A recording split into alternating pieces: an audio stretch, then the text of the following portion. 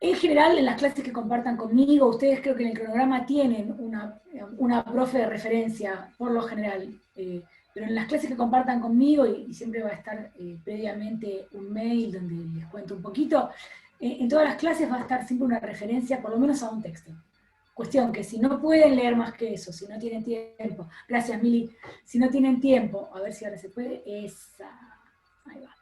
Si no tienen tiempo, si por alguna razón no pueden avanzar en esto, tienen por lo menos un texto. Esperen que voy a abrir acá.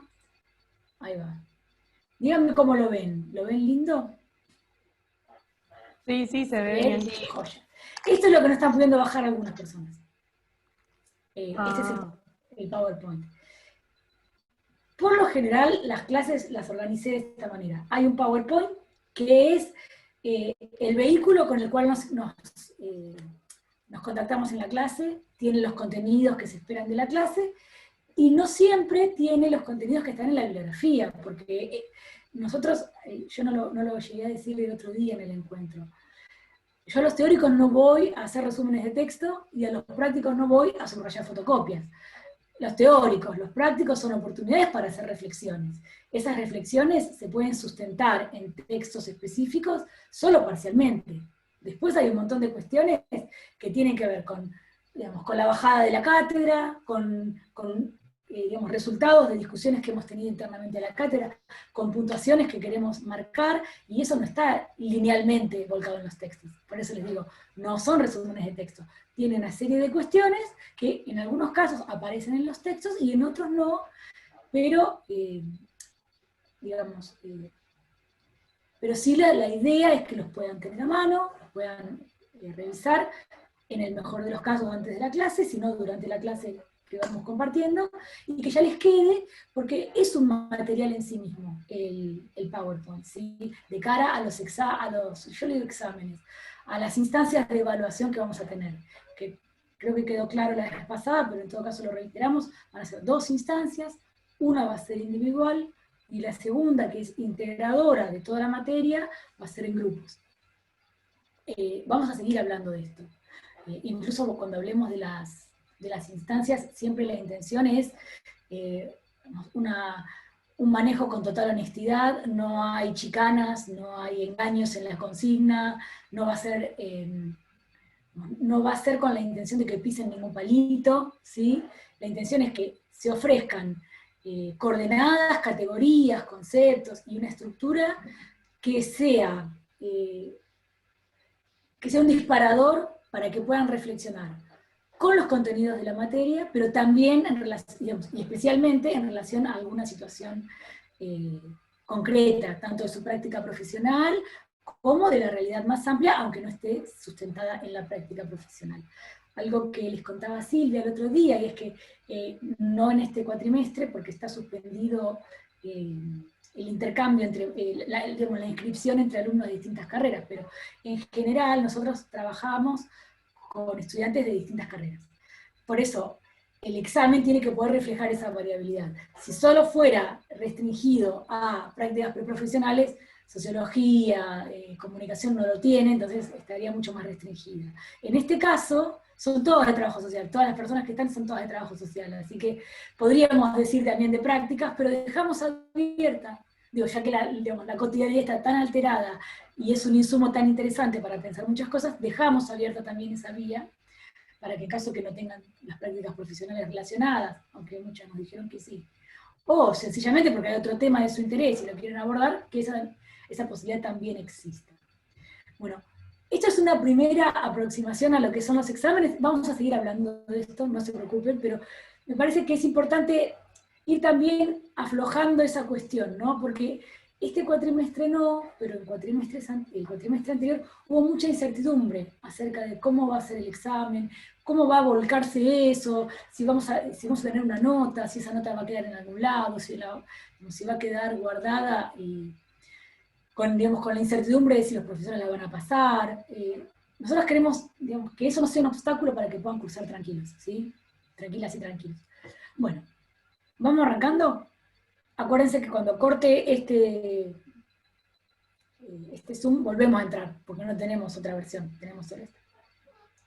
Acá les dejé mi mail, lo tienen también, ténganlo a mano. Es más, si hay alguna cuestión que, si viene la casilla de la cátedra y revisamos, puede ser que con toda esta vorágine se nos pasen unos días. En mi casilla personal yo la suelo mirar. No siempre contesto los mails, pero sin duda lo contesto digamos, de una manera mucho más rápida que si fuera el de Gmail, que por ahí, no sé, en el celular no la tengo configurada, y ciertas cuestiones que hacen que donde uno esté no siempre puede acceder. Así que tienen ahí mi correo, cuando lo necesiten o para lo que lo necesiten, conversemos no solo de las cuestiones prácticas, yo soy la JTP en este momento, pero no solo de las cuestiones prácticas, de cualquier otra cuestión que crean que podamos conversar. Vamos a pasar. Los textos de referencia, como para tener una refrescada, aparte del que les dije, que podían mirar, que escribí para la Universidad de Lanús, el texto de Rafael Huertas, sobre medicina social, control social y políticas del cuerpo. Un fragmento de un capítulo de Susana Murillo, quizás la conozcan, y si no, es una profesora de la carrera de Sociología que trabaja algunas cuestiones vinculadas a la salud mental, el neoliberalismo, al gobierno de la vida. Este texto en particular es una parte de un texto donde ella hace una revisión histórica del problema de la cuestión social en la ciudad de Buenos Aires. Y después hay dos textos que son, digamos, textos que están presentados como bibliografía ampliatoria, pero que indudablemente para quien le interese tiene ahí algunas líneas muy interesantes. Uno de Engels, sobre la situación de la clase obrera en Inglaterra. En el programa están las páginas o, digamos, o las secciones específicas, y sobre Marx, digamos, sobre el texto del trabajo enajenado, de los manuscritos económicos y filosóficos, también hay ahí algunas cuestiones que podemos conversar eventualmente. Sobre todo con la relación entre el cuerpo y el tipo de trabajo. No sé si lo tienen presente al manuscrito, pero en un pasaje de lo que es el trabajo enajenado, Marx habla de cómo cuanto más bello es el producto del trabajo del trabajador, más deforme es el trabajador, porque esa belleza que se le imprime al producto del trabajo tiene que ver con un esfuerzo físico muchas veces extenuante para el trabajador, muchas veces deformante en el sentido de que exige una posición, digamos, una relación con el producto que va deteriorando una parte del cuerpo del trabajador. Y digamos, si bien él no habla en los términos de las enfermedades derivadas del trabajo industrial, con el surgimiento del capitalismo, aparecen algunas claves que empiezan a hablar de temas que vamos a ir viendo, tanto en esta clase como en la que viene, la de la ley, como en la siguiente, que es una clase también más histórica. Pero, digo, habida cuenta esta reseñita, pasemos a hablar de por qué estos textos, ¿no? Es una cuestión, voy a correr esto por acá para que no me joda. Ahí. ¿Por qué estos textos? Digo, no es un capricho, no es un azar. Lo que pone en relación, como podríamos decir, lo que pone en relación, lo que hace posible pensar juntos a estos textos, es que en diferentes instancias, con diferentes lenguajes, en relación a diferentes problemas, todos los trabajos que están volcados, todas las reflexiones que están volcadas en estos textos, hablan de lo normal y vinculan el campo de lo normal y sus múltiples reversos, el revés de lo normal como lo anormal, lo patológico, ya lo vamos a ir viendo, pero en principio hablan de lo normal en relación al campo de la salud mental. ¿Sí? Entonces hay una especie de serie que uno puede ir estableciendo, diciendo, bueno, ¿por qué estos textos? Por lo normal, porque es el campo de la salud mental al que lo están remitiendo, y porque esa remisión hacia el campo de la salud mental está hecha desde las ciencias sociales. Esto es algo que, digamos, abre toda una línea, por eso les digo que esta es la clase de apertura donde tendemos las líneas, abre toda una línea de convicción que tenemos en la cátedra y que tiene que ver con las tradiciones de pensamiento que seguimos, con las corrientes de pensamiento que seguimos, y que tiene que ver con que, a nuestro entender, se puede pensar el campo de la salud mental desde las ciencias sociales. ¿Sí? El campo de la salud mental, los problemas que ocurren en el campo de la salud mental, los actores que están involucrados en el campo de la salud mental, las dinámicas, las tensiones, las historias al interior, no son, digamos, no son únicamente abordables desde una perspectiva clínica o médica. Tenemos la convicción, y sustentamos esto, como les decía, en diferentes tradiciones de pensamiento, de que el campo de la salud mental es un campo tan complejo, tan enmarañado, que tiene tantas características, digamos, que tiene características tan particulares, que abordarlo exclusivamente desde una lectura clínica, digo clínica, y ahí podríamos abrir a diferentes disciplinas, tanto psicológicas como más de tipo médico, psiquiátricas y demás, les decía, abordarlo exclusivamente desde una lectura clínica es muy restrictivo, porque hay una serie de cuestiones que ocurren en el campo de la salud mental que pueden ser pensadas, reflexionadas, criticadas, incluso transformadas desde las ciencias sociales. Y ahí viene lo que contaba Silvia en la clase de presentación. La conformación de la cátedra busca expresar esa posibilidad desde las ciencias sociales, porque tenemos compañeras que son de antropología, de psicología, de comunicación, de trabajo social, por supuesto, empezando por Silvia misma. Y también otra compañera que este cuatrimestre está de licencia por maternidad, pero que forma parte del equipo de cátedra, y yo misma que vengo de sociología. Salvo Flavia, que conocieron en la presentación, que está formada en psicología y ha hecho el doctorado en psicología, y tiene, digamos, ella atiende pacientes a la vez, no está alejada de la clínica. Salvo Flavia, ninguna de nosotras tenemos una aproximación clínica al campo de la salud mental. Eso no quiere decir que no tengamos ninguna aproximación, ¿sí? Así que de ahí viene esta primera línea, ¿sí? De sostener que el campo de la salud mental, por sus propias características, por su propia complejidad, por su propia riqueza, es un campo que no se aborda, que no quiero poner prescriptiva, pero no necesariamente tiene que abordarse solo desde la clínica. Y ahí venimos a traer, digamos, esta cuestión. Y algo que creo que Silvia lo contó en la presentación, esta materia es la única materia de salud mental de toda la facultad, de las 5 carreras, no solamente de trabajo social, de las 5 carreras, es la única materia de salud mental. Así que digo, es una apuesta que estamos sosteniendo también al interior de la facultad, sosteniendo también, como les digo, una propuesta que involucre al resto de las carreras, ¿sí? De ahí viene. Todos ustedes son de trabajo social, conocen, han tenido muchas por lo que nos han contado, ya algunas prácticas en hospitales y en otros dispositivos, otros y otras ejercen su actividad profesional en dispositivos que están vinculados a la salud, o más específicamente a la salud mental. Así que, si bien puede no parecerles una novedad, es bueno aclarar esto, porque hay, como les digo, toda una apuesta teórica, metodológica, como decimos en el programa, ética y estética, para sostener la posibilidad de que las ciencias sociales hablen de la salud mental. ¿Bien? ¿Vamos bien hasta acá? ¿Me hacen que sí? Sí. Bien. ¿Alguna pregunta, alguna otra cuestión para seguir con lo que sigue? No. No. Bueno. Saben que me pueden interrumpir y preguntar en el momento que les ponga. Si tenemos que, digamos, sigamos por esta vía, ¿no? Venimos hablando de que se puede hablar de salud mental desde las ciencias sociales. ¿Qué implica eso? ¿Qué corolario trae eso? ¿Qué consecuencias trae? Y en principio que,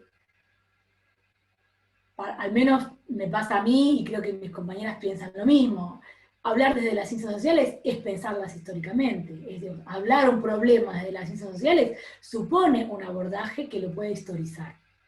¿Sí? Digo problema para no decir necesariamente fenómeno, ¿no? Porque problema es más cercano a lo que nosotras, desde nuestras carreras, y venimos pensando como un objeto de investigación que no está cerrado, que no está sellado, sino que tiene tensiones al interior, por eso hablamos de problema.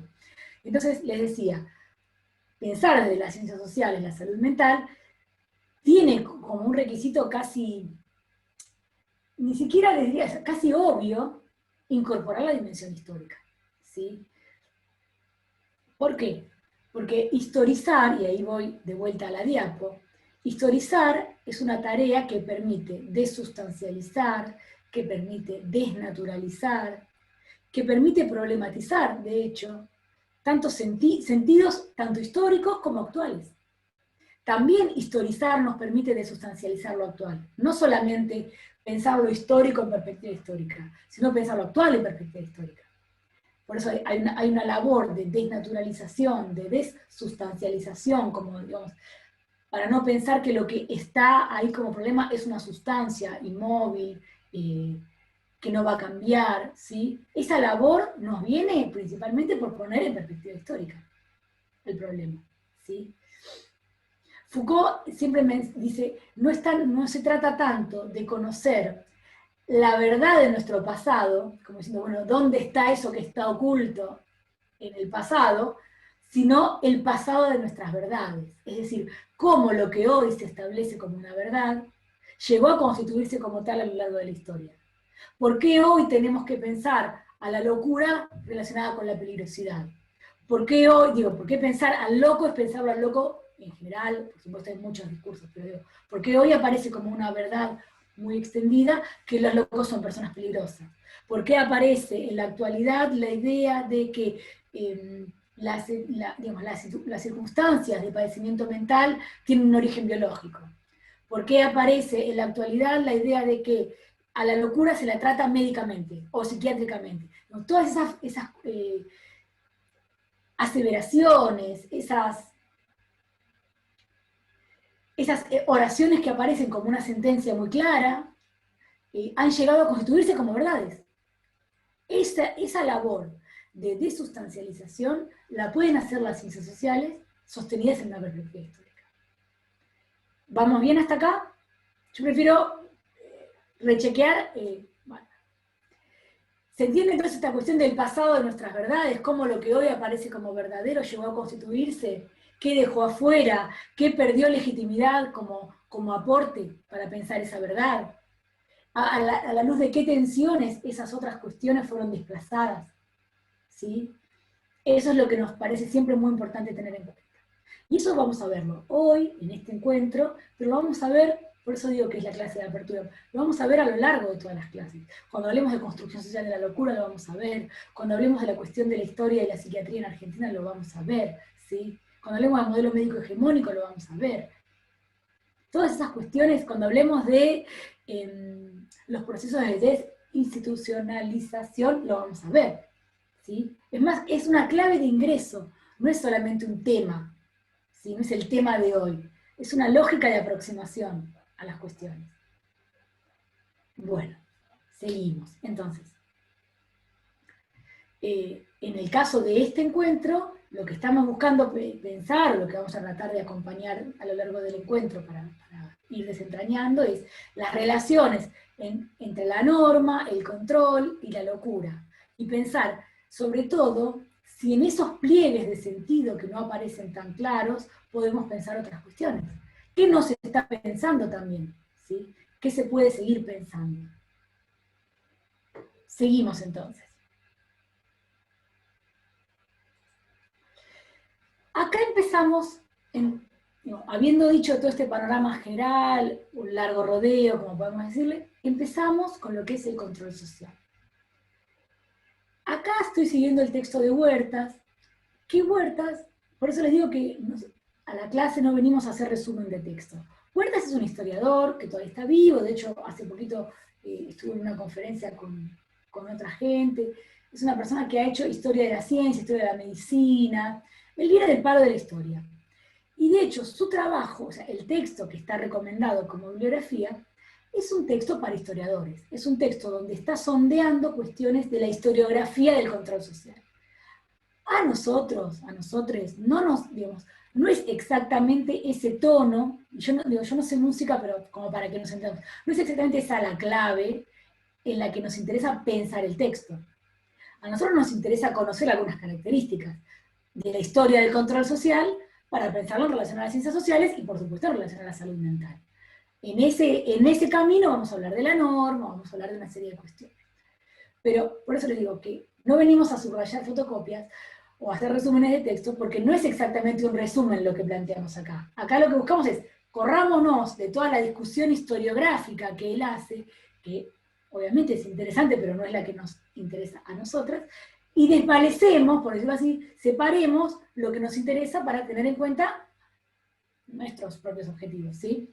Así que, en principio, lo que está volcado en el texto de Huertas, él dice que la perspectiva del control social, no el control social como concepto, ¿sí? La perspectiva, quienes han estudiado el control social, han hecho dos tipos de aportes, a los campos de investigación, a los campos del saber, a las disciplinas. El primer aporte es un aporte más de tipo discursivo, y digamos, que tiene que ver con la producción de conceptos, con la producción de categorías, que se han caracterizado por poner en relación el saber y el poder. ¿Sí? El control social tiene digamos, uno de sus aportes es ese, es ya no pensar que el saber y poder son dimensiones separadas, escindidas, e incluso inversas, ¿no? Como decir, bueno, el que sabe no puede hacer nada, y el que tiene poder no sabe nada, digo, esta cosa muy estructurada, donde si uno avanza el otro retrocede, ¿no? Al contrario de ese tipo de lecturas, el control social lo que nos ha aportado como perspectiva es precisamente el señalamiento de la fuerte relación que tienen el saber y el poder. Que, digamos, que los saberes no son neutros en términos de los poderes que ejercen, y que el poder no es un poder ciego, que el poder se ejerce también en función de un cierto saber. ¿Sí? Entonces, más allá de que se podría hablar muchísimo más de estas dos dimensiones, sobre todo a partir de, no se ve a partir de los trabajos de Foucault, dejo, digamos, esto es un mapa, ¿sí? Dejamos este puntito en el mapa, ¿sí? Que entre saber y poder hay una relación, y que esa relación, parte de quienes contribuyeron a que esa relación quede en evidencia son los estudios del control social. ¿Sí? Segundo tipo de aporte. Ya es un aporte, no tanto en términos discursivos, teóricos, de producción de categorías, sino, y antes bien, un aporte de tipo institucional, donde, digamos, lo que hace, o lo que plantea Huertas, es que el control social como perspectiva ha puesto en evidencia, ha visibilizado todo un entramado de instituciones, prácticas y técnicas de poder bien concretas. La cárcel, el manicomio, la escuela, ¿cómo se llama donde están las monjas? Tengo un problema que me olvido el nombre. El convento. El convento. ¿Cómo? Convento. Convento, iba a decir monasterio, Convento. pero ese es de los chabones, de los curas. Es un tema que yo tengo, porque alguna vez, yo les voy a empezar, empecemos con la parte simpática. Cuando yo era chica había leído a Sor Juana Inés de la Cruz, y flasheé totalmente, y dije, esta es la que va. Yo me meto en un convento, me pongo a leer como loca, nadie se entera, y me garpan. Quería ser becaria con ISET, pero todavía no lo sabía. ¿Sí? Así que en esa época tenía muy clara la palabra convento, y después se ve que es parte, digamos, del devenir biográfico mío, me olvido la palabra convento. También puede ser un problema ya neurológico, digamos, sin ánimo de andar biologizando, digo, puede ser que ya esté recontra quemada, y me va a pasar, y les voy a pedir ayuda, que se me olvidan las palabras, ¿sí? Es parte de, digamos, de la circunstancia ya de quemazón general. Entonces, bueno, para ir resumiendo, y porque en algún momento nos va a sacar y volvemos a entrar. Control social hace al menos dos tipos de aportes, uno más de tipo discursivo, más conceptual, más de categorías que pone en relación, y otro bien de tipo institucional, con trabajos más empíricos, ya sea sobre la cárcel, sobre el manicomio, sobre el convento, sobre el monasterio, sobre la escuela, sobre el pupilato más en general, sobre el ejército, ¿sí? Entonces, no todas las perspectivas tienen la capacidad de hacer aportes en varios planos. Esto ya habla bastante bien del control social. Digo, como perspectiva, viola. Ahora bien, y acá abre a toda una línea que hace Huertas, que nosotros no vamos a meternos en profundidad. Él dice, por supuesto, que ambos niveles de aportes tienen que ser reconsiderados. Y ahí, digamos, lo dice en términos más historiográficos, pero nos vienen bien. Por un lado, por problemas teórico-metodológicos, que en realidad todas las perspectivas tienen dificultades teórico-metodológicas. Si hay algo que voy a repetir hasta el hartazgo en el cuatrimestre es, ni la mejor de las teorías, ni la mejor de las metodologías, y la más compleja, es tan compleja como la empiria. O sea, la realidad siempre es más compleja que cualquier teoría, que cualquier metodología que busque aproximarse a esa empiria. Sin embargo, bueno, el hecho de que tenga dificultades la perspectiva del control social no le pasa solo al control social. Todas las teorías, todas las metodologías tienen puntos flacos, ¿sí? Y este, que es el otro punto, y vamos a llegar bastante bien a pasarlo, tiene que ver con que desde los primeros trabajos, que son mayormente los que analiza Huertas, por una cuestión de que él está buscando la historia de la perspectiva, desde entonces y hasta ahora, el mismo objeto de estudio del control social se ha expandido. Si bien el control social, y ahora lo vamos a ver, se caracterizó por poner, digamos, por tomar como objeto de estudio a figuras que no estaban siendo pensadas, hoy por hoy hay más figuras que tampoco estaban siendo pensadas cuando el control social sí pensó en esas figuras. ¿Me explico? Para hacer con ejemplos, y vamos a volver. El control social es una de las primeras perspectivas que empieza a trabajar para investigar la mujer, los niños, los enfermos, los ancianos, las disidencias sexuales. Hoy por hoy, esas no son las únicas figuras que se han visibilizado, hay muchas otras más. Sin embargo, un buen antecedente es el que trajo el control social, porque en esa época las figuras de las cuales se encargaban los estudios sociales académicos no incluían ni a mujeres, ni a ancianos, ni a enfermos, obviamente no a locos o locas. ¿Sí? Por eso yo digo, está bien lo que dice Huertas, porque siempre hay que seguir moviéndose. Sin embargo, para arrancar, la verdad que vino bastante bien el control social.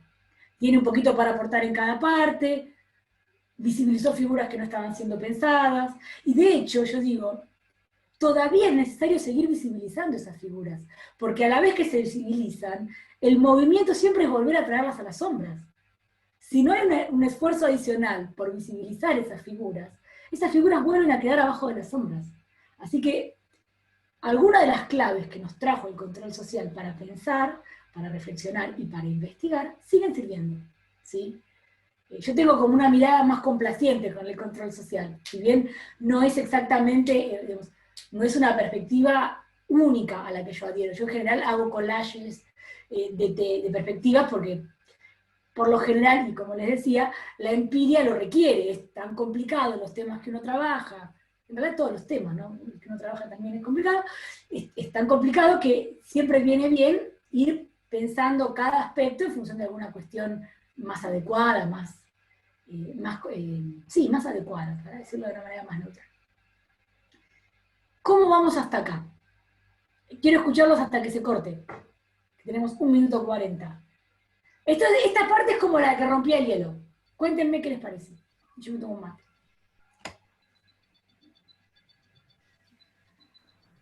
¿Dudas, preguntas, inquietudes, comentarios? Algo. Vamos, che, no sean tímidas.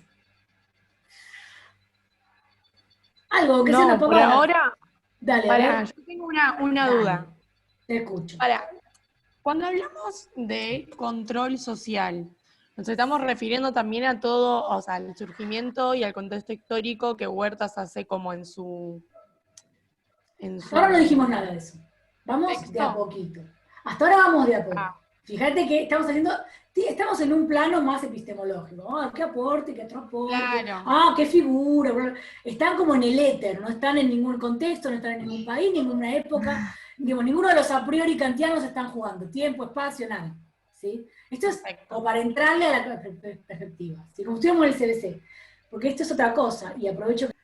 Espero que no les pase, pero no se sientan extrañados de que persistan algunos estereotipos, algunas cuestiones que todavía, digamos, algunos preconceptos, porque tiene que ver con algo propio, como les decía, y vamos a volver sobre esto mil veces, del campo de la salud mental, de la locura, por decirle con alguna palabra.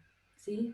Es muy común que, si bien, como les digo, ya sabemos, y estamos muy cancheros en otras cosas, en esto persista algún tipo de dificultad para poder pensarlo en otros términos, ¿sí? Para poder hacer el movimiento de poder pensarlo de alguna otra manera. Como decía Vincent Marqués, casi todo podría ser de otra manera. es un texto que nos daban en el CBC cuando los dinosaurios poblaban la Tierra, que es cuando yo hice CBC, y que el primer texto que nos daban se llamaba así, Vincent Marqués, casi todo, sí, no es natural, para una sociología de la vida cotidiana, casi todo podría ser de otra manera.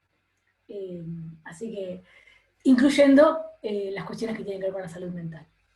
Así que, digamos, si hubiese un objetivo implícito en la materia, tiene que ver con eso, con acompañarlas y acompañarlos en que puedan identificar o al menos estar atentos o resignificar muchos de los estereotipos que todavía están volcados en relación a la salud mental y que en tanto ustedes van a ser profesionales del trabajo social, que van a estar insertos en equipos, no solamente insertos en equipos de hospitales o de instituciones o de dispositivos en particular de salud mental, sino de dispositivos donde hay otros saberes, otras, digamos, otras disciplinas que puedan incorporar estas dimensiones para hacer un aporte desde ese lado, ¿sí? Bueno, vamos, retomamos entonces la compartida de pantalla. Ahí va. Se me fue, claro. No podía ser de otra manera. A ver, ahí está. Entonces, epa, chacalá, acá.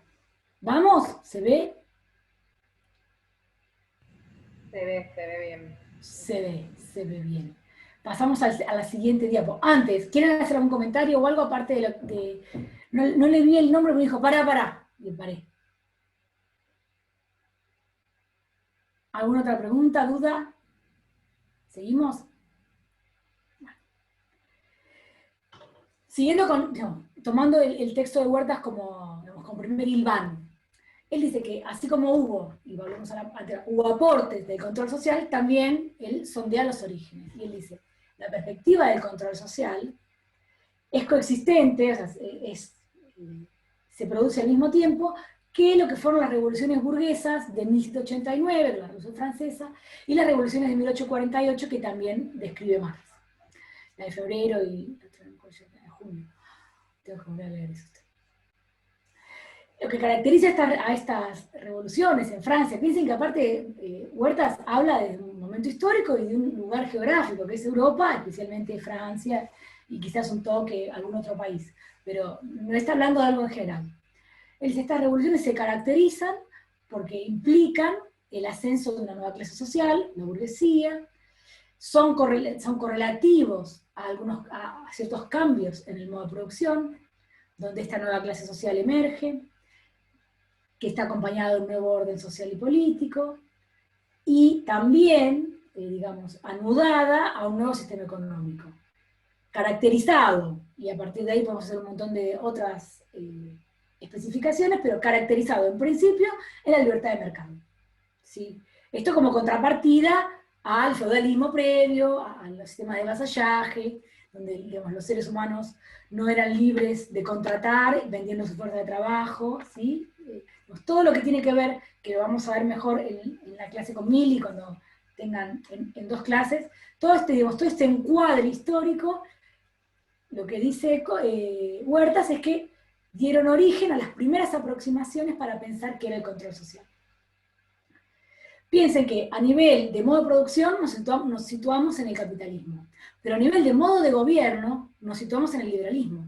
Capitalismo y liberalismo son distintas matrices para pensar esa misma época histórica.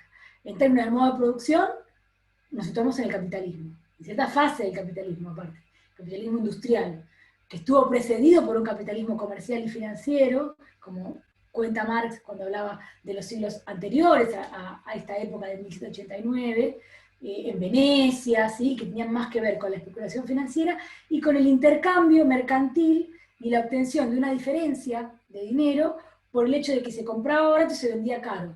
Y el flete, digamos, de trasladar mercancías de un lado al otro era más barato que lo que se cobraba de adicional entre el lugar que se obtenía la mercancía y el lugar donde se vendía. En ninguno de estos casos piensen que está involucrada la plusvalía. Por eso Marx dice que eso no era como en el caso de la fase industrial, ahí no había apropiación de plusvalía, ¿sí? Era otro tipo de intercambio. Acá, sin embargo, nos situamos ya en los albores del capitalismo industrial, y algo que retoma Huertas y que nos viene bien a nosotros para pensar es cómo el liberalismo expresa el modo de vida burgués en al menos tres aspectos: la propiedad, la moral y la ciencia. ¿Sí? La ciencia también está atravesada por una cuestión coyuntural, por este ascenso de la nueva clase social, por estos principios de orden social y político. No, cuando hablábamos de saber y poder, y que tienen que estar relacionados, a esto también nos referimos. ¿Sí? La ciencia no es ajena a toda esta ebullición y esta transformación que está ocurriendo. Seguimos entonces. Como les decía, el liberalismo expresa el modo de vida burgués en al menos tres aspectos. En principio, la propiedad como un derecho vinculado a la noción de ciudadanía, y que está asociado al derecho del gran capital a explotar bienes económicos. La moral, que es una moral que, digamos, no está flotando en el vacío, sino que está basada en el racionalismo y en el mercantilismo. La moral está atravesada por una lógica mercantil, y donde el hombre ilustrado viene a ser la figura que condensa los valores de bienestar social, seguridad, orden, ley, esa matriz que, siguiendo a Murillo, va a sufrir algunas modificaciones a lo largo del tiempo, digamos, emerge en este momento histórico. ¿Sí? Y algo que es importante, muchos de estos conceptos siguen operando en la actualidad, aun cuando los conceptos mismos han sido transformados. ¿Sí? Por supuesto que hablar de orden, de ley, de bienestar social, tiene diferentes características a lo largo del tiempo, pero aparecen como conceptos recurrentes. ¿Sí? Y en cuanto a la ciencia, también, abuelo de pájaro, uno de los pilares es el positivismo comtiano. La ciencia aparece como una herramienta de normalización social, no le esquiva el bulto a esa función, aparece como una herramienta de normalización social, y acá es cuando empiezan a verificarse las grandes divisiones entre ciencias duras y ciencias sociales, pero ambas son herramientas para la normalización social. Trabajo social, servicio social, como fue en alguna época, sociología, ni qué decirlo, antropología, fueron ciencias del orden, surgieron como ciencias del orden. En ese aspecto, el libro de Foucault, Las palabras y las cosas, es muy claro mencionando esta cuestión, como han surgido como ciencias del orden, han surgido como disciplinas orientadas a garantizar la normalización social, es decir, la disminución del conflicto social, porque ocurre que con todo esto que venimos contando, con la diferencia entre clases, con la propiedad privada, con el liberalismo que establece ciudadanos y no ciudadanos, ocurre que hay conflicto. Digamos, no se acepta fácilmente esas características. Entonces, el conflicto aparece como el principal problema a resolver en este tipo de sociedades, que tienen un cierto modo de producción y que tienen una cierta forma de gobierno. ¿Sí? El conflicto aparece como el gran objetivo a resolver para lograr la armonía social. ¿Vamos bien hasta acá? No estoy diciendo nada nuevo, estoy abriendo coordenadas, ¿sí? Sin embargo, el conflicto persiste. Se resiste la gente, las personas, digo la gente casi con mucho chascarrillo, las personas se resisten, digamos, a aceptar ciertas condiciones de este modo de producción, ciertas condiciones de esta forma de gobierno, de manera tal que el conflicto persiste. Seguimos entonces. Ya yendo solo específicamente a las ciencias sociales, hay algo interesante que tiene que ver con que cuando hablamos de control social, no estamos diciendo siempre lo mismo. Cuando se originó la perspectiva del control social, y como les digo, muy teñida del liberalismo, del mercantilismo, de nociones vinculadas a la burguesía, que como decía Marx, la burguesía tiene la capacidad de que sus intereses sean vistos como los intereses de la totalidad. Y digo esto, que sigue operando, digamos, como principio. Esto que Marx identificó sigue operando. La burguesía tiene la capacidad de hacer ver sus propios intereses como los intereses del conjunto social. Entonces digo, en ese contexto las ciencias sociales entienden el control social, en estas primeras aproximaciones que hacen al concepto, a la manera burguesa. Dicemos, ¿cómo se entiende a la manera liberal? ¿Cómo se entiende la libertad en el imaginario liberal? La libertad es ausencia de coacción, ¿sí? La libertad es cuando uno se da cuenta que no es libre porque el otro, esta cosa, ¿no? Mis derechos empiezan sus derechos terminan cuando empiezan los míos. De lo que se trata es de mi libertad y lo que hay es factores externos que la restringen. La libertad aparece exclusivamente como ausencia de coacción. De coacción, perdón, aparece como ausencia de coacción. La libertad no aparece en términos de igualdad, no aparece en términos de insertarse en la diversidad, no tiene que ver con esos, que son otras matrices para pensar la libertad, ¿no? No está relacionada con los derechos, en el sentido, como les digo, de acceso, de ampliación, de diversidad, de igualdad. Tiene que ver con aquello que es irrestricto. Libertad tendría que ser infinita. No lo es porque otros me la restringen. Otros que en general tienen diferentes figuras, ¿no? Casi nunca tiene que ver con una cuestión económica, eso no aparece como el trasfondo de la libertad. Generalmente aparece el Estado y otras figuras, que son las que restringen mi libertad individual. Porque aparte la libertad es una propiedad del individuo, no es el resultado de una lucha colectiva, la libertad. En estas lecturas liberales, y les pido que la piensen también porque son los sentidos comunes respecto a la libertad. Porque como decimos, la burguesía tiene la capacidad de que sus intereses sean vistos como los intereses de la totalidad. Entonces, los sentidos comunes que instala la burguesía son los sentidos que ella misma como clase detenta. Digo, pensemos y repensemos cuando entendemos que la libertad es una característica del individuo, que no tiene que ver con la diversidad, que no tiene que ver con el acceso, que no tiene que ver con el resultado de una lucha, ¿sí? Y ahí vamos a ver cómo talla el liberalismo, cómo talla el interés burgués en nuestras propias ideas. La burguesía no solamente modela valores y normas, también modela sentimientos, también modela relaciones, la manera de entender la relación con los otros también está modelada por intereses burgueses. Y no lo digo porque tengan una potencia irrestricta, por supuesto hay resistencias, que siempre van a aparecer, como les digo, el conflicto termina siempre emergiendo. Pero es interesante sondear y rechequear cuán deudores somos de lecturas de cierta clase social y de cierta fracción de la estructura social cuando pensamos algunas nociones que nos involucran, ¿sí? Entonces, como les decía, la primera idea que hubo del control social estaba muy vinculada a esta idea de libertad como ausencia de coacción, y ahí aparece lo mismo. Las pasiones que quieren ser satisfechas encuentran un límite. Ese límite que es exterior al individuo es el control social. Esa fue la primera idea de qué era el control social. Ya estaba presente en esas primeras aproximaciones la idea de que el control social no tiene una sola forma de actuar. En general nosotros tendemos a asociar el control social con la represión. Uno dice, control social es la bota del cana en la cabeza de una vieja, ¿sí? O de un trabajador. Eso existe y es por supuesto una beta inobjetable del control social. Pero el control social, y vuelvo a lo que acabo de decir hace un ratito, tiene un montón de otros mecanismos mucho más sutiles que a la vez que se sustentan en la represión, tienen que ver con el logro de la adhesión. Y esa adhesión se sostiene en la idea de valores comunes.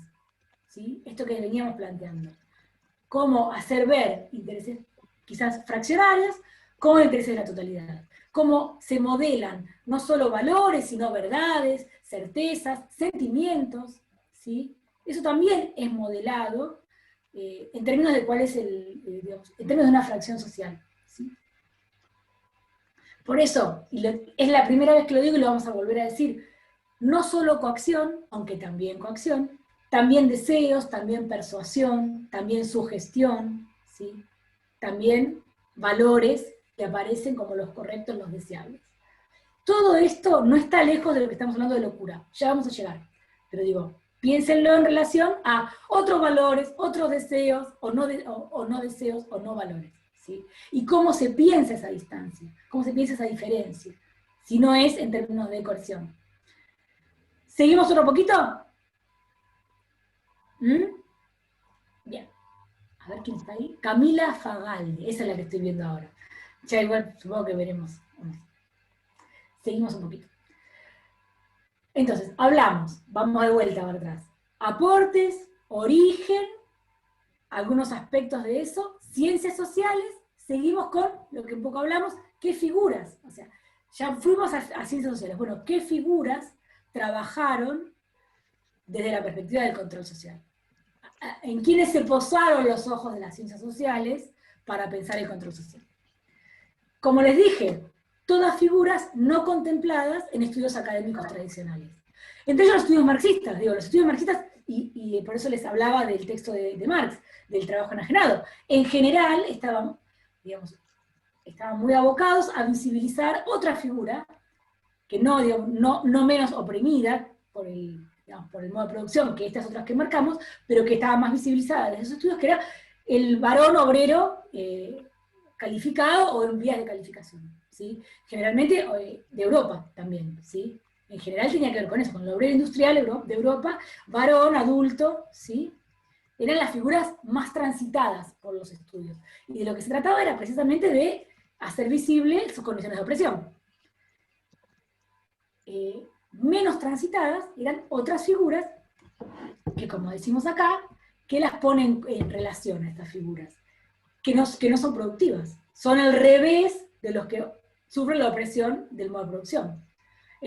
Son no productivos, peligrosos o transgresores, y entre los no productivos están tanto los mendigos como los vagabundos, entre los peligrosos o transgresores, tanto los criminales como las prostitutas, y ahora lo vamos a ir desmenuzando a lo largo de la clase y de las distintas clases, porque ya estamos en condiciones de decirles que terminamos la clase de género y psiquiatría para hablar de la mujer loca, el revés de la mujer normal, el revés de la mujer madre, la sexualidad, una serie de temas que van a ir desgranándose a partir de esta primer matriz, ¿sí? Entonces, individuos no productivos, transgresores, y no productivos por distintos motivos. Pueden ser enfermos, pueden ser mujeres, pueden ser niños. Acá no lo puse, pero pueden ser ancianos también, ¿sí? Que no están en la cúspide de la capacidad de exacción de plusvalía, ¿sí? Su fuerza de trabajo no está a tope, ¿sí? ¿Qué caracteriza a estos? Digamos, ¿por qué están juntos acá? ¿Por qué en esta misma bolsa? Si son tan distintos entre sí. Un poco por lo que dijimos, porque no son productivos, o no son productivos en términos perfectos, por llamarlo así. Foucault dice, porque son los residuos del poder disciplinario. Si el poder disciplinario fuera una malla que pasa por un tamiz a los que están, a ver quiénes quedan dentro de la norma y quiénes quedan afuera, estos son los que pasan el tamiz, son los residuos. Son los que no pueden quedar en la malla, como si uno buscara pepitas de oro, y bueno, quedó el oro, pero lo que salió no sirve, no tiene valor. Esos son los residuos del poder disciplinario, que se caracterizan, como dice acá, por ser irreductibles, inclasificables, invigilables, castigables, el gran problema, conflictivos, ¿sí? En esas figuras, algunas que se caracterizan, que han sido muy transitadas por los primeros estudios del control social son el desertor. Piensen en el contexto de países donde el ejército tiene un rol muy importante, porque se trata del cuidado de las fronteras, de la importancia de establecer los límites entre fronteras, en el contexto de un imperialismo en ciernes, por lo cual, a la vez que cuidar el territorio, avanzar sobre el de otros. Entonces, el servicio militar es un servicio obligatorio. En ese contexto, el que deserta es un irreductible, ¿sí? Es un inclasificable. Es un revés del buen ciudadano.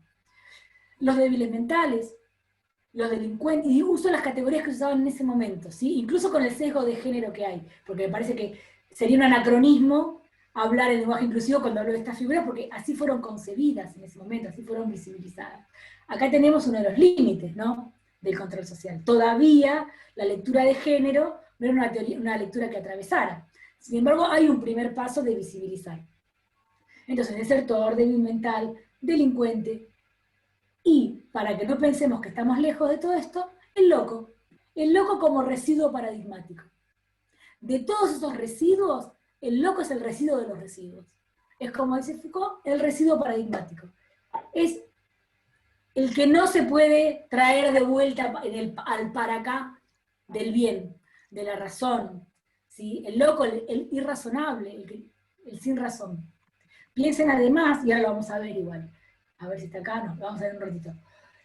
La sociedad occidental, moderna, tiene a la razón como un baluarte fundamental. El loco es lo otro de todo eso.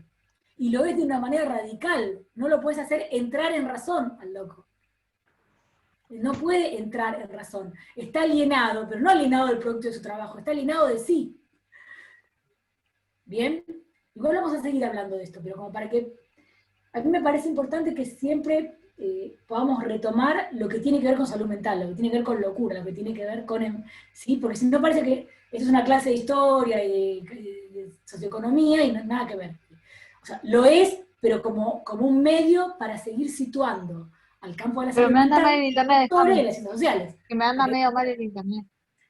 En este contexto, y hablamos un poquito del positivismo al principio, el positivismo, una de las características que tiene como estructura de pensamiento, como matriz de organización de la verdad y de la ciencia, es la construcción de dicotomías. En la época en la que estamos hablando, la construcción de las dicotomías, hoy podríamos decir el binarismo, en términos más amplios, pero la construcción de dicotomías, como lo plantean ellos, era muy frecuente. Entonces, a cada concepción había un revés. La gran concepción de esta época que nos interesa a nosotros para ir entrando al tema de la locura, es la diferencia entre normal y anormal. ¿Sí? Esa es una de las grandes dicotomías. Si entramos, digamos, para pensar esa dicotomía, si entramos por el lado de lo normal, ahora vamos a ver de la parte de lo anormal. Si entramos por el lado de lo normal, tenemos acá a Georges Canguilhem.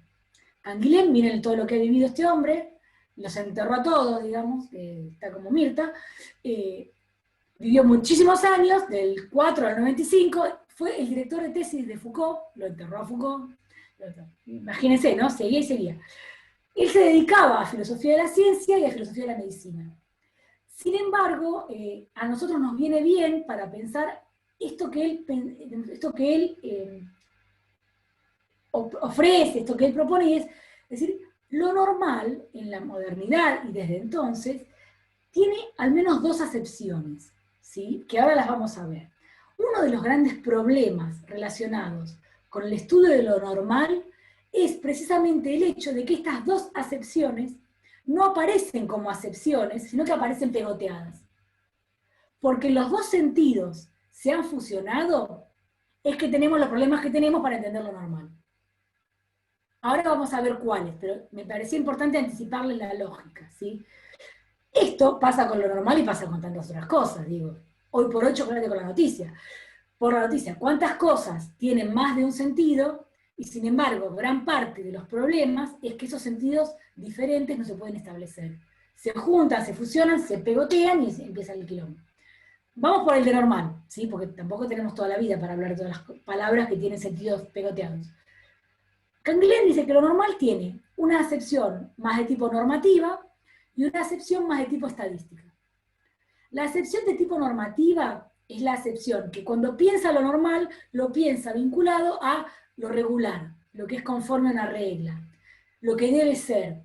Y es lo normal, piensen, ¿qué es lo normal? Lo que pasa, lo que debe ser, y normal, qué sé yo, tomo un mate y sale agua, ¿sí? Va por esa línea. Ahora bien, lo normal no es solamente lo que debe ser, lo ajustado a la regla. Lo normal también tiene una acepción que es más de tipo estadística. Que es decir, lo normal es en una curva normal, la curva de Gauss, es lo que aparece más veces. ¿Sí? Lo que aparece más veces es una distribución de casos. Como si les dijera, en la distribución de notas de la materia, el punto normal va alrededor del 8.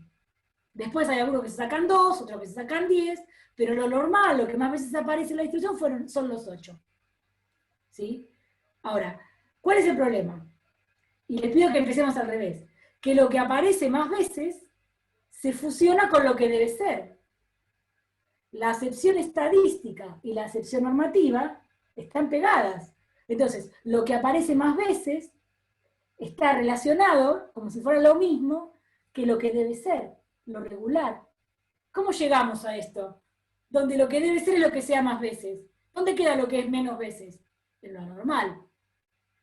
¿Se entiende por qué esa fusión de sentidos es un problema? Y díganme si no se entiende algo o si hay alguna dificultad, porque esto es fundamental, digamos, porque es muy contraintuitivo.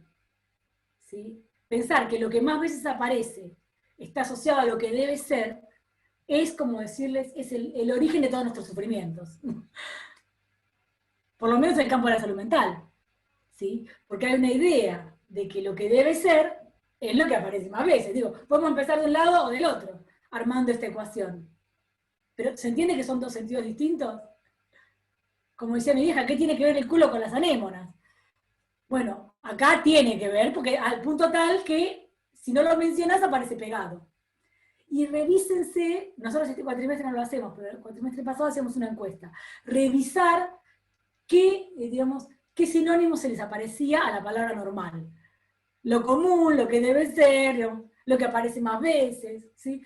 Todo eso aparecía todo pegajoso, y todo pegado. Así que bueno, este aporte de Canguilhem es divino. Todo el tiempo hay que estar volviendo a decir estadístico y normativo, lo que debe ser, lo que es más veces. Son dos cosas separadas, ¿sí? ¿Seguimos un poquito más? Entonces, entramos por normal y llegamos a Canguilhem. Ahora, entramos por anormal y llegamos a Huertas. Son todos chabones en este PowerPoint. Ya vamos a tener nuestra, digamos, la compensación en el otro PowerPoint que vamos a hablar de otras producciones de mujeres y qué sé yo. Pero por lo pronto en esta vuelta, y digo, no me extraña, estamos hablando de otra época donde lo que más se destacaban en otro tipo de producciones. Así que vamos con eso, tomamos lo bueno y seguimos avanzando. Si entramos por el lado de lo anormal, ¿qué dice Huertas? Que lo contrario de lo normal sea lo anormal. ¿Sí? Hasta ahí vamos bien. Ahora, que lo contrario de lo normal sea lo patológico. ¿What? Diría mi hijo. What the fuck? What the fight, dice. What the fight? Acá algo pasó. Acá algo me perdí. Porque, digo, ¿cómo puede ser esto? Que el revés de lo normal sea lo patológico. Bueno, lo que dice Huertas es que esto que les digo, este desliz, o este desplazamiento por el cual lo contrario de lo normal es lo anormal, pero también lo patológico, y aparecen como equivalencias, no es un hecho de la naturaleza, como el equinoccio de primavera. ¿Sí? Es resultado de un proceso de medicalización, donde lo anormal es considerado patológico. También sobre esto vamos a volver a lo largo de la materia. Pero miren cómo ya vamos dejando la simiente, ¿sí? el primer mojón. Algo que también plantea, no solo Huerta, sino otros autores, es que esta manera de pensar lo normal y lo anormal en términos dicotómicos, ¿no? Y con fronteras bien definidas, es propio de un proceso más amplio del liberalismo. El liberalismo procede por separación. El liberalismo procede dividiendo. ¿Sí? Esa división se expresa en lo normal y lo anormal como pares polares, pero también se expresa en otras categorías. Por ejemplo, público-privado, las diferencias entre géneros, las diferencias entre etnias, las diferencias entre clases. No siempre la línea cae en el mismo lado. Uno puede hablar de público-privado, puede hablar de género, son como diferentes líneas de demarcación.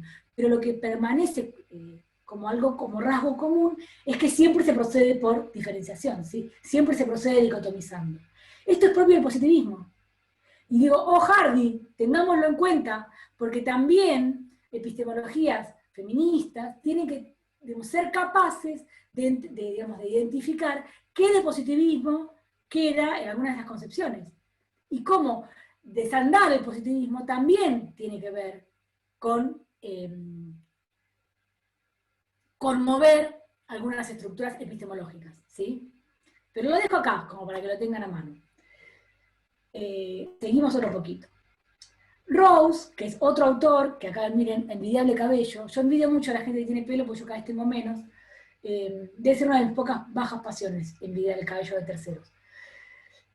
Rose dice que lo público y la división entre público y privado es una división central para el pensamiento liberal, central para el pensamiento moderno, ¿sí?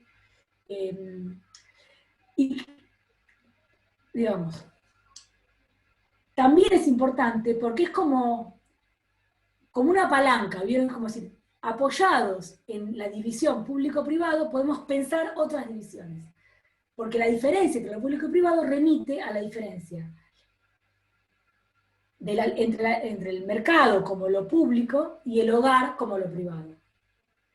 Lo público aparece como el reino de la libertad, porque por supuesto la libertad es libertad de mercado, en el pensamiento liberal, y lo privado incluye todas aquellas figuras y aquellas relaciones que deben ser reguladas, que no están alcanzadas por la libertad de mercado. Y si piensan que nos fuimos de tema, ¿cuáles son las figuras que están en el hogar retiradas de lo público? Las que habíamos dicho hace un ratito: vagabundos, criminales, mujeres, enfermos, locos, ¿sí? Esas son las figuras que deben ser reguladas. Los otros, lo que tiene que ver con el mercado, no debe ser regulado en esta división matricial que hace el pensamiento liberal. ¿Vamos bien hasta acá? Digo, ¿ven cómo digamos, el devenir de esta exposición, de esta conversación, es siempre circular, ¿sí? Es bien dialéctica en ese sentido. Vamos volviendo a agarrar lo que teníamos antes y seguimos adelante. Y último elemento, ¿qué dice de Combe? Que es otro chango que también, no le encontré la foto en otra etapa del libro, pero es un chabón, Vincent. ¿Qué dice de Combe? Ya no en términos epistemológicos, ya no en términos económico-políticos. Él dice, las culturas son diferentes entre sí porque cada una establece aquello que la constituye y a la vez establece lo que la diferencia de las otras. La razón occidental se constituyó como tal, como razón y como occidental, a partir de una serie de oposiciones. Siempre en términos dicotómicos, ¿sí? Entre Oriente y Occidente, entre sueño y realidad, entre lo trágico y lo dialéctico. Sin embargo, dice de Combe, la oposición entre razón y sin razón es la que resume todas las demás divisiones. ¿Ven como de un lado, de otro, el loco siempre es la figura de frontera, la locura es siempre la categoría límite, es siempre el residuo de los residuos, el límite, lo que resume todas las demás divisiones? Por eso es tan importante poder situar históricamente la relación que tenemos con la locura. ¿Sí? La relación que tenemos con la locura como enfermedad mental, ¿sí? Con un componente de peligrosidad. Esto que yo les digo así, es la materia, ¿sí? Es la materia. En esta materia yo no lo doy, porque obviamente tenemos un cuatrimestre nada más, pero en otras materias donde doy clase, hablo explícitamente de cómo se entendía la locura cuando no se la entendía como enfermedad. ¿Sí? Levanto todo lo que es el trabajo de Foucault en Historia de la Locura, donde él cuenta otras experiencias históricas de la locura, previas a la experiencia de la modernidad. Por supuesto, como les digo, no vamos a estar haciendo esta no es una materia histórica en términos estrictos. La intención, como hablábamos en la presentación con Silvia, es que esta materia sea una materia que les ofrezca coordenadas teóricas, metodológicas, epistemológicas para la práctica. No perder de vista nunca la práctica.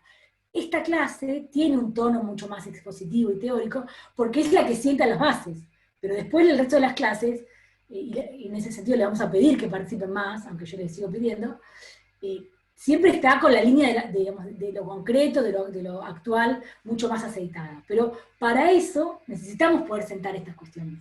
Necesitamos poder hablar de lo normal y de lo anormal. Necesitamos poder hablar de la razón occidental, del liberalismo, del conflicto, de la represión, pero también de la sugestión, ¿sí? Necesitamos poder dejar eso bien claro, para poder pensar después los hilos que unen esas cuestiones con las actuales. 7:30, vamos bien. Hasta acá vamos bien. ¿Alguna consulta, pregunta, duda, inquietud? Una pido. Comentario, aunque sea obvio, ya lo sabíamos, no sé. ya lo sabían todo esto, o sea, a mí me parece importante que la materia también hace un esfuerzo por incorporar conocimientos previos, que ustedes seguramente han tenido a lo largo de su formación, incorporándolos con una clave distinta, para marcar que cuando hablamos de salud mental estamos volviendo a hablar de los grandes temas. Y la salud mental es un campo, como dijimos, complejo, también porque en ese campo, en esa arena de conflicto que es el campo de la salud mental, se revisitan los grandes temas de la ciencia social, los grandes temas de la historia, de la economía. No es un campo que uno dice, ay, no sé, le hago medio ay, yo me voy a dedicar a salud mental, ¿viste? Porque no me gusta economía, porque no me gusta, yo me voy a salud mental. Acá están todas las tensiones expuestas.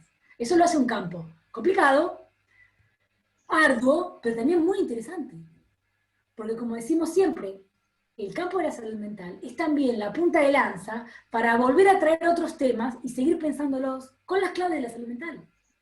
No porque digamos, no es que es el ojo que permite ver todo, sino porque es tan complejo que muchas veces hay ciertas dinámicas que en otros procesos no aparecen tan claras, y que quizás pensándolos a la luz de lo que tiene que ver con el campo de la salud mental, se pueden seguir pensando, pueden aparecer, pueden emerger, digamos. ¿Sí? Al menos es como nosotros lo abordamos.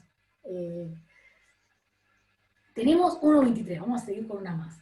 Y acá llegamos a el giro en el control social, ¿sí? Porque nosotros veníamos hablando del control social en la lógica del liberalismo.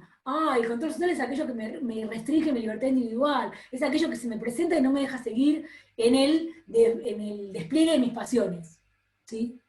Eso era como se entendía el control social. Algo que tiene buenísimo, y ahora vamos a seguir hablando, que tienen buenísimo los textos, los trabajos de Goffman y Foucault, es que le imprimen a la perspectiva del control social un giro. Y un giro tan, digamos, tan zarpado que ya nunca más podríamos seguir pensando, menos que nos hagamos la giles, no podríamos seguir pensando al control social en la lógica liberal. ¿Sí? Las ciencias sociales han podido aportar en el trabajo, desde el trabajo de Goffman y de Foucault, y de todos los que siguieron a ellos, porque es lo que abrieron ellos, abrieron un pensable, digamos, abrieron una posibilidad de seguir pensando. Trajeron innovaciones desde la disciplina tan importantes que ya no podés seguir pensando al control social a la manera en la que lo pensaban Durkheim y otros. Yo voy a hacer una semblanza primero, para que vean que los estereotipos no van. Goffman, saco, corbata, en un escritorio, tipo serio, bien presentado. Foucault, campera de cuero y polera, ya eso es, o sea, digamos, ir por el lado de la campera de cuero y polera merece mis respetos. ¿No? La tricota, como diría, la tricota y la campera de cuero. Sin embargo, quiero recordarles que Goffman también es rock. Goffman también es rock. Así como lo ven, sus trabajos son muy fuertes. El chango se metió en un manicomio, estuvo creo que 9 meses para hacer trabajo de campo. O sea, no jodan con Goffman, porque aparece con su trabajo como, es más tranqui, es más sincrónico, no habla del poder, pero se la bancó, bastante. Obviamente Foucault, nada, te rompe la cabeza, pero, digo, ojo con los estereotipos, ¿sí? Fíjense después, digo, habiendo hecho este comentario, ambos nacen y mueren más o menos para el mismo tiempo, desarrollan su trabajo más o menos para el mismo tiempo. Uno, habiendo nacido en Canadá, desarrolla el trabajo en Estados Unidos, y el otro es de Poitiers, de Francia, pero desarrolla su trabajo en París y en otras universidades donde ha dado conferencias y demás. Sin embargo, por un azar del destino que no es tan frecuente en las ciencias sociales, los dos publicaron el mismo año trabajos rompecráneos, digamos, en el 61. En el 61, Goffman publica Internados, de un lado del Atlántico, y en el 61, Foucault, dirigido por Canguilhem, que ahora ya sabemos quién es, publica su tesis de doctorado, Historia de la locura. Digo, cualquiera de los dos separadamente hubiera roto todo. Imagínense, los dos juntos rompieron todo. Porque, como les digo, ya nadie, salvo que sea, y esto va a quedar grabado, así que, salvo que se haga el distraído, puede decir que el control social es lo que ya dijimos que era. Ahora vamos igual a ir a lo que, digamos, a lo que es a partir de ahora, ¿no? A lo que hoy por hoy nos convoca como personas que se han formado en ciencias sociales. Pero sigamos un poquito más la serie. 61, estas dos trompadas a la mandíbula. En el 63, estigma. Otro. Estigma es, yo no puedo leer el prólogo sin llorar, chicas. No puedo leer el prólogo de Estigma sin llorar. Yo lloro mucho, por eso ahora dejé de ir a las clases de Flavia de trauma social, porque me afecta mucho. No me hago la dura. Digo, a pesar de ser blandengue y llorona, sigo con los temas, pero reconozcan, digo, he estado hipando, una estudiante me ha dicho, bueno, profe, córtela. Basta, cálmese en alguna de las clases, pero bueno, así soy yo. Ya a esta altura, digamos, no sé cuántas sesiones tendría que agregar semanales para resolver eso. Ni tampoco sé si quiere. Seguimos con la serie. 74, 75, porque ellos los seminarios los dictaban creo que era entre octubre y febrero, una cosa así, entre octubre y febrero. 75, 76, dos seminarios de Foucault, el poder psiquiátrico, los anormales. Acá no se llega a percibir anormales, la tapa, el arte de tapa son tenedores, todos derechitos los dientes, excepto algunos que tienen los dientes chanfle. Muy interesante. Y el poder psiquiátrico, uno ve ahí una grilla donde hay pastillas y tornillos. Genial, a que se le ocurrió. Digo, nunca se me ocurriría a mí, yo tengo una capacidad artística tendiente a cero, pero por eso me parece tan conmovedor toda esta cuestión. Y el último, digo, para cerrar la serie, ya no un seminario, sino un libro, Vigilar y Castigar. El arco que queda descrito entre el 61 y el 76, lo que hace es marcarnos una serie de textos, rompe todo. Una serie de producciones, porque aparte el poder psiquiátrico y los anormales son seminarios, pero la característica que tenían esos seminarios era que eran escritos que Foucault leía, o sea, iba, no como esto, ¿no? Que le pone dibujitos, el PowerPoint, no, ya se sentaba y leía. El resultado de sus investigaciones. El seminario consistía en, como quien dice, difusión de resultados. Bueno, eso era el seminario. Se sentaba, leía, terminaba, se levantaba y seguía. No, antes preguntaba si alguien quería hacer alguna pregunta y nunca nadie le contestaba. Bueno, vamos al siguiente. ¿Por qué decimos que hay un giro en el control social con Goffman y Foucault? Primero, porque introducen aspectos críticos y discursivos que antes eran impensables. Esto que les digo, no estaba en el universo de lo que se entendía por control social, lo que incorporan Goffman y Foucault como elementos para pensar el control social. Que ahora lo vamos a ver, pero digo, empecemos por la parte más general, ¿sí?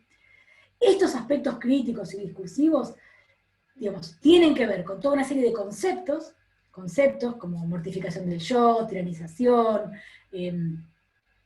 institución total en Goffman y tantas otras, y en Foucault, bueno, disciplina, porque disciplina también tiene un carácter específico en Foucault, no es disciplina de pelito engominado, es otra cosa. Es eso mucho más. Disciplina, biopolítica, poder, saber, bla, bla, bla, bla, miles que podemos hablar. O sea, esto es un nivel conceptual, categorial, pero también introducen metodologías novedosas.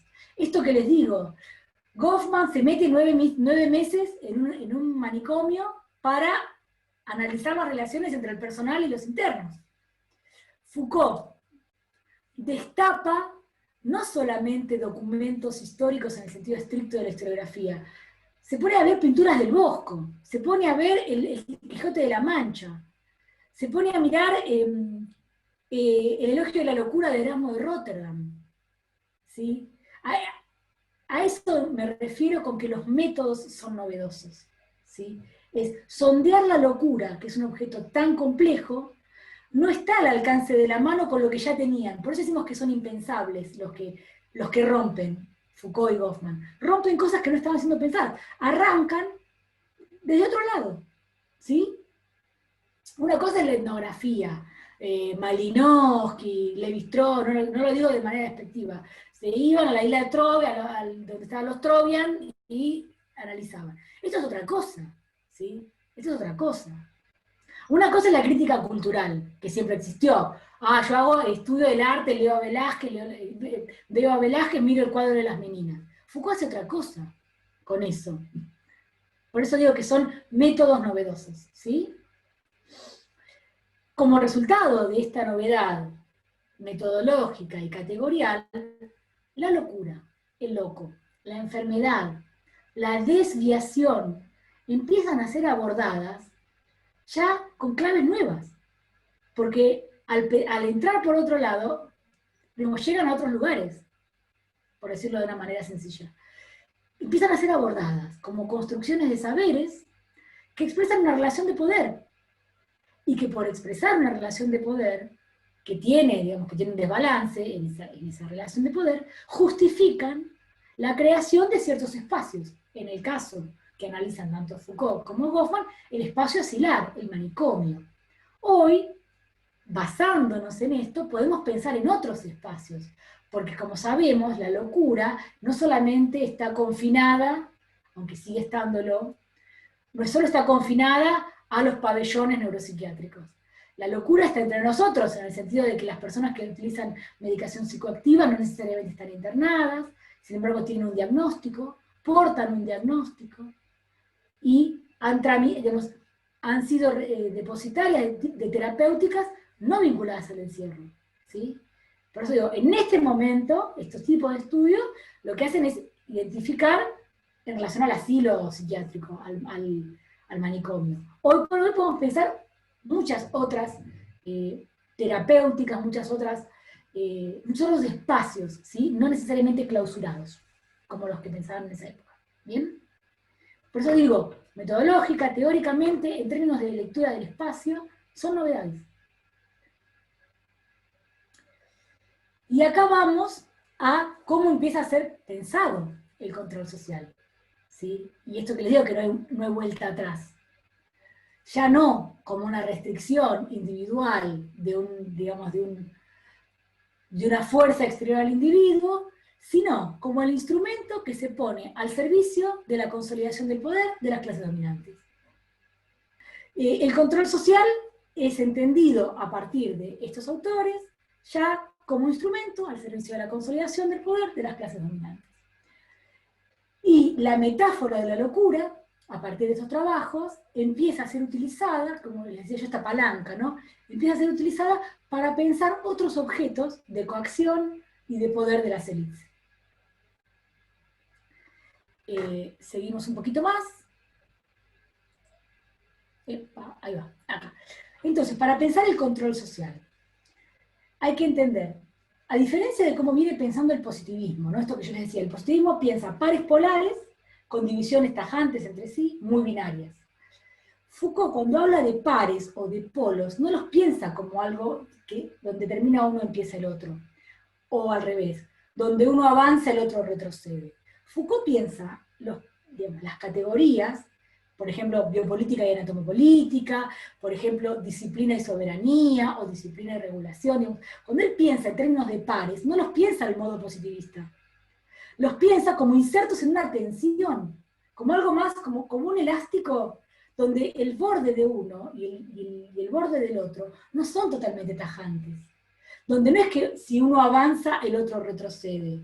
Están juntos dentro de una tensión. El total, adentro, está todo mezclado, está todo en ebullición. Por eso, ojo, porque no cualquier par de conceptos es un par dicotómico, ¿sí? Foucault no obtiene esa epistemología. ¿Qué vemos de control social? En Foucault, y yo hablo de Foucault porque es el que más he trabajado, pero en general para la perspectiva del control social. El control social dice que hay dos polos, como podemos hablar ahora, en tensión, insertos en una tensión. Un polo más moralizante, que en la época que estamos hablando se caracterizó a través de las acciones filantrópicas, y un polo más normalizador, vinculado específicamente a la medicina. Y de ahí vamos a ir derivando lo que es la psiquiatría biológica, ¿sí? Algo que es importante es que para Foucault la medicina no es ciencia. Y la psiquiatría no es medicina. O sea, lapidario el chabón. Pero es verdad que en esta época la medicina se establece como ciencia moderna y de la medicina como ciencia moderna se va desprendiendo la psiquiatría como especialidad médica. ¿Sí? Digamos, lo que devela Foucault, lo que trae Foucault es, digamos, es como decir, esta chantada de que ni la medicina es ciencia ni la psiquiatría es medicina. Pero en este momento histórico así se fueron estableciendo. Yo me sacaron la chapa, ¿no? Para poder poner en la puerta. Como les decía, hay dos fuentes del control social que están en una tensión. La que ya dijimos, que es la que inmediatamente se nos viene a la cabeza, la que está vinculada a la represión, a la coerción, a la violencia directa, a esa lógica más normalizante, ¿sí? Que actúa palo en la cabeza. Pero, insisto, esa lógica va acompañada por un polo o una fuente orientada a la sugestión, a la seducción, a la persuasión, que tiene como una palanca fuerte la interiorización de hábitos. Esa es la vertiente más moralizante, ¿sí? La que tiene que ver con el deber ser. Y acá volvemos a hablar, ese deber ser está muy teñido por el hecho de que los sectores dominantes, para decirlo, para aflojar un poco el lenguaje marxista, porque si alguien se siente incomodado, los sectores dominantes o los sectores que preexisten o que tienen más fuerza en la relación de fuerzas, tienden a hacer ver sus propios intereses como los intereses de la totalidad. ¿Sí? Como les digo acá abajo, son dos polos en relación y en tensión, que actúan juntos, no como un juego de suma cero. No es o avanzaba Bullrich o avanzaba Marco Peña, no sé cómo decirle. Van las dos, y a veces hacia el mismo grupo social. Porque si no parece que, obviamente no lo estoy desmereciendo, porque si no, ahí ese es el cinismo. Digo, si no es el cinismo. Obviamente que a los sectores populares el palo siempre les cae muy bien pegarles, ¿no? Pero digo, está acompañado y es, digamos, es parte de la batalla que hay que dar para poder incorporar nuevos sentidos. También tiene que ver con que incorporen valores que, como dice Murillo, la dictadura no fue solamente, insisto siempre en esto porque hay lecturas muy cínicas de todo esto que desplazan lo demás, no fue solamente un proyecto de exterminio y de genocidio, fue también la terraformación, como en la película de Batman y Superman, fue terraformar los sentidos sociales y generar nuevas subjetividades. Los hilos que se empezaron a atender en la dictadura existen hoy todavía, para pensar la relación con la política, la idea de lo colectivo, ¿sí? La idea del esfuerzo, el mérito, todo esto que está dando vueltas una y otra vez y que vuelve a aparecer, y cada vez aparece más desdibujado, más deformado, empezó a gestarse como proyecto en la dictadura. Cierro esto con algo que dice Foucault, y lo leo tal cual porque es como hermoso. Dice, la historia de la locura es la historia del otro por excelencia. Es aquello que para una cultura es a la vez interior y extraño. La enfermedad, que se presenta como un fenómeno natural, con sus regularidades, con sus semejanzas, con sus tipos de enfermedad, ¿no? Es más que estas características. La enfermedad está hablando de la enfermedad mental, de la locura, ¿no? Es expresión también de otra dimensión, la del desorden, porque ese otro es un otro peligroso. Hace peligrar todo lo que es normal. Pensar, pivotear siempre desde el campo de la salud mental tiene un efecto multiplicador, habilita un prisma de reflexiones. Tengámoslo siempre presente porque no estamos eludiendo la posibilidad de hacer otro tipo de análisis cuando estamos hablando del análisis que se hace desde la salud mental, ¿sí? Desde el campo de la salud mental. Cierro y seguimos. Pensar lo normal, pensar lo anormal, pensar la normalización en relación a la locura, pone en escena esto que les decía, tanto los aspectos represivos como los persuasivos del control social, y la necesidad de pensarlos juntos, aunque en tensión. Esto es un núcleo fuerte de lo que es el encuentro de hoy. ¿Sí? Poder desdoblar la idea de control social en una lógica represiva, pero también en una lógica persuasiva. interiorizadora de hábitos, creadora de normalidad, ¿sí? De estándares. Por otro lado, la metáfora de la locura, como la normalidad por excelencia, es la historia de la locura, la historia del otro por excelencia, que se puede usar para pensar otros objetos del control social. El campo de la salud mental como un campo transversal por excelencia. Nosotras hablamos acá en las diferentes clases, vamos a hablar de salud mental, de enfermedad, de trastorno, de padecimiento, pero sin embargo, el campo de la salud mental está fuertemente articulado con otras perspectivas de los estudios sociales. Estudios de infancia, estudios de género, estudios LGTBI y todo lo que sigue, estudios postcoloniales, estudios de discapacidad, estudios de migraciones, ¿sí? Es un campo transversal por excelencia, porque transversales son las figuras del control social, porque transversales son los residuos. Entonces, cuando hablamos del campo de la salud mental, estamos incluyendo todas estas perspectivas. Nosotros lo veníamos haciendo de una manera mucho más tácita y estamos reforzando las clavijas para que eso quede más subrayado. ¿Sí? Pero es un campo transversal por excelencia. La materia, entonces, pivotea permanentemente entre estos aspectos para pensar el manicomio y la desinstitucionalización, para pensar la medicalización, para pensar la farmacologización, ¿sí? Todo esto en relación a la salud mental, pero como primer punto de aproximación para permitirnos otras reflexiones, ¿sí?